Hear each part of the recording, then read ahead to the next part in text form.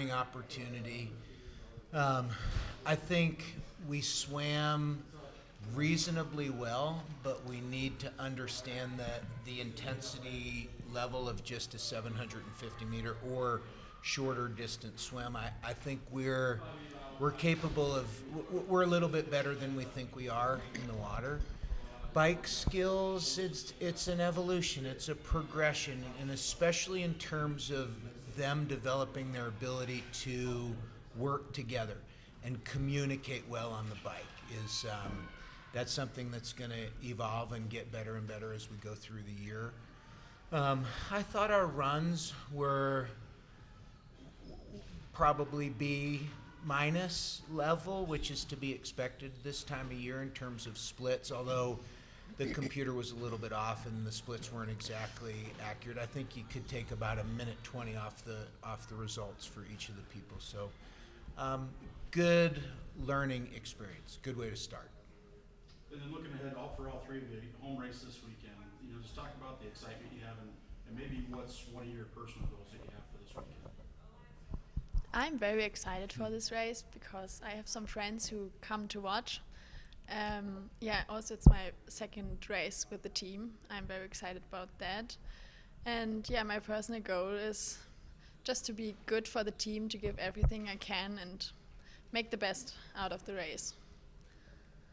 I think having a home race is also an advantage.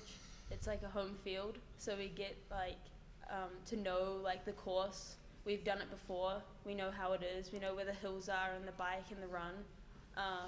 So I think that's definitely an advantage that we can have.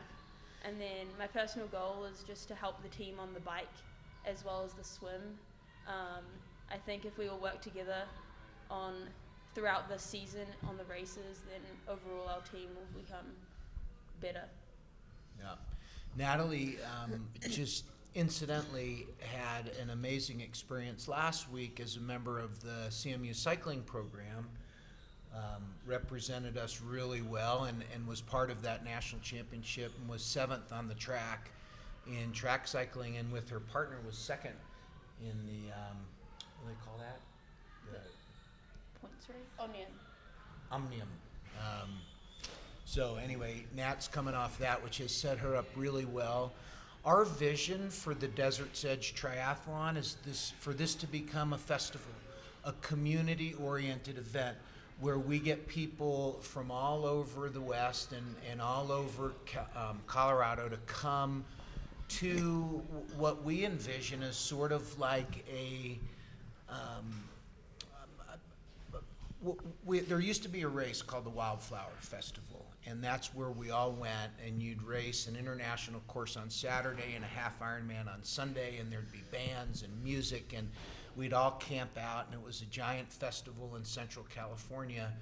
And so when we worked with the Greater Grand Junction Sports Commission to acquire the Desert's Edge Triathlon, it was with a vision of becoming a real community festival, sort of the Woodstock of triathlon type of event, which is going to attract people from all over and serve as a great fundraiser for the swim and dive and triathlon programs. The swimmers and divers will be the volunteers for the event, both in the water and on the bike and the run course, and to make it a home course so that the teams in the West will come and compete against us and have sort of an early season intercollegiate dual meet event as well. So COVID set us back on that a little bit, just in terms of getting the momentum, but we envision this thing turning into a really cool thing, not just for CMU Triathlon, but for all adventure sports people in this region. We envision not just the mountain bike race that we have on Saturday, but a paddleboard event and just different music and festival type activities as we work through the weekend as this thing grows in future years. So sorry for all that, but we got big plans for what this event will become. Questions? So you guys talked about needing to work together a little bit better on the bike. Is that just kind of a matter of getting used to each other and actually getting into a race and kind of seeing how things unfold so you can kind of get that timing? And the communication better? Yeah, so our races are draft legal, so the more people we can get coming out of the water, preferably in the front pack, the easier the bike will be for all of us, because we train together. We know how all of the skills on the bike are. So if we come out of the water together and then we can bike together, then overall our bike times and everything will be ahead of the other teams. I think it's a great opportunity if more of our team work together, because we know each other from the training. We know what each of us can give on the bike, and yeah, so it's getting better. We're getting used to it. It's a team sport, and the more people we can get out of the water in the front of the race and through that first transition, the more likely we are to get people onto the run course with a chance to get themselves on the podium. And they're learning how to work together. They're learning team tactics. They're learning to speak a common language. They're putting together a nice cycling group. Coach, you guys have talked about coming out of the water together. As a coach, how difficult is it then if that doesn't happen? So you have guys scattered all over the place, then what? That's a normal day, right? It never goes as we think it's going to go. And so we hope for the best, but we plan for the worst, right? And everybody, that's part of the job of a coach, is to put them in uncomfortable situations and have them figure it out, right?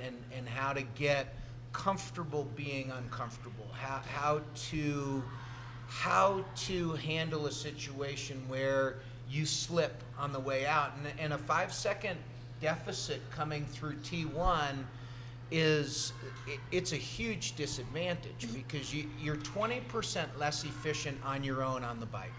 So they're working harder to catch, and they're expending more energy. If you're sitting on somebody's wheel, it's pretty easy, and so they have to have tactics. Well, if I don't get through T1 with the group, we're doing what's called a chase pack, and that's a coordinated effort to utilize energy efficiently to get back to the group, where you get back to the peloton, and it's a way different experience. And so they need to learn, when do I need to work? When do I need to sit in? How do I communicate? And that's the beautiful thing with these ladies that ride together every day. They're speaking a common language and about everything, right? If there's a pothole, or if there's a rock in the road, or a car coming, they're communicating. They're each other's eyes and ears. And as you get more comfortable and better at that, it helps to increase efficiency.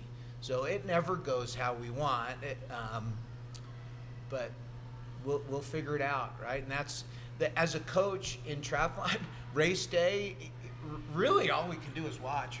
You're not allowed to have radios and communicate with them, and these courses don't really allow for that so much. We can help them a little bit, but our job is mostly trying to prepare them for race day. Natalie, coming off cycling's weekend, how do you kind of transition that success in that program into the next sport? Because the cycling team goes out and you're supposed to win everything, and that's kind of the mentality. How do you kind of get everybody else there too? I guess I kind of just gotta reset the mind and put in like triathlon mode, and then tell like the team from my experience what we did to win, and try and put my knowledge to them to help us try and win. But it's hard, because it's like it was less than a week ago, so you just gotta get the mindset and kind of refocus and know what I need to do next. Which bike do I need to grab today? Exactly, yeah. Because you've got, okay, wait, I need my swimsuit, I need this, I don't just need my track bike, I need a lot more things, Yeah. and obviously the training is different. Mhm. So it's, you're staying busy. Yeah, it definitely keeps me busy, but I think it's a good thing.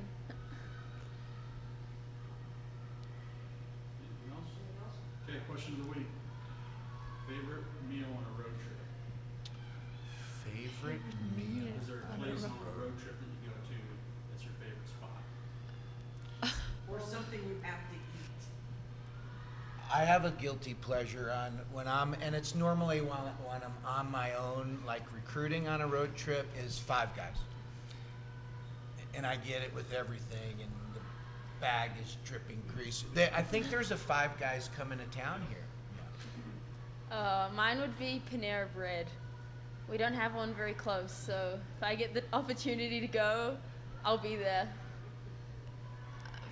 For me, it's all kind of snacks during a road trip. Yeah,